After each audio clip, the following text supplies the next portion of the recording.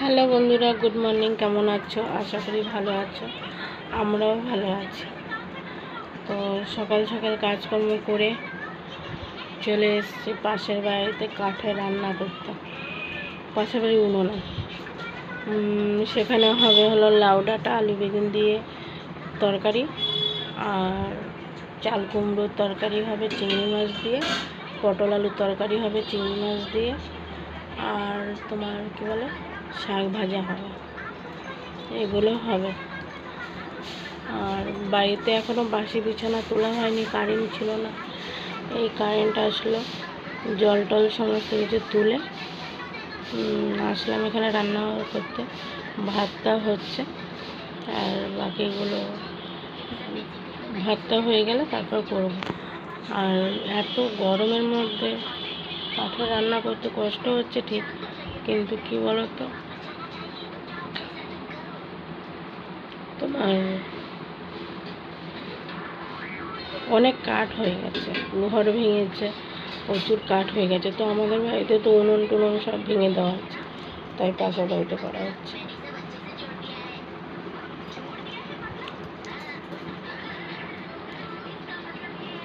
চলো।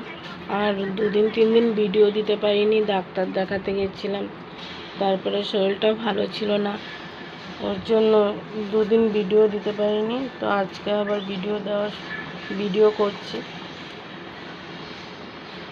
তো চলো ফিরে আসবো। হ্যালো বন্ধুরা, রান্নাবান্না করে চান করে এই সবে ঘরে ঢুকলাম। তো চলো কি কি রান্না হয়েছে একবার বলেছি, তাও দেখিয়ে দিই। চলো ব্যাক ক্যামেরায়।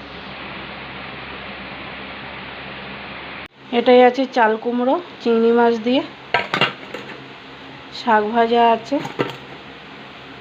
আর এটাই তো ভাত আছে, যাই হোক দেখাচ্ছি না। আর এটা আছে সজনে ডাঁটা বলছি, সরি, লাউ ডাঁটা আলু বেগুন দিয়ে তরকারি, আর পটল আলুর তরকারি, পটল আলু চিংড়ির তরকারি। এটা আমার ওষুধগুলোও সামনে আছে। চান করে এসে আগে কিছু দেখাইনি, মাথা ব্যথাও মুছিনি, তোমাদেরকে রান্নাটা দেখিয়ে দিলাম। কেন ঘরে ঢুকবো, মাথা ব্যথা মুছে আমি একটু শোবো। মাথাটা খুব ঘোরাচ্ছে আর প্রচুর বমি বমি পাচ্ছে, ওই জন্য ওইটা করব। তো চলো একেবারে বিকালবেলায় ফিরে আসছি, এখন আর আসবো না। রান্না তো দেখিয়ে দিলাম, আমার বর কখন আসবে না আসবে কোনো ঠিক নেই। ও আসলে চান টান করে খাওয়া দাওয়া করতে করতে বিকাল হয়ে যাবে। তো আর খাবারটা দেখাচ্ছি, খাওয়ার টাইমে আসছি না, একেবারে বিকালবেলায় আসছি। চলো বন্ধুরা, টাটা।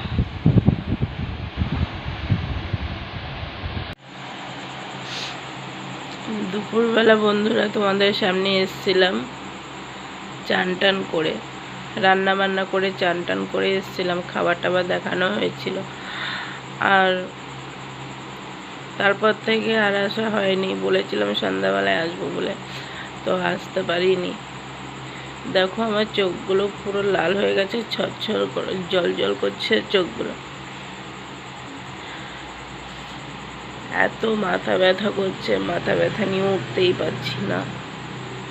তো পাশের বাড়ির আমার যা আছে, যাদের বাড়ি রান্না করছিলাম দুপুরবেলা, তাকে আমি বললাম 5-6টা রুটি দিতে, আর যা তরকারি করবে সেটা দিতে বললাম।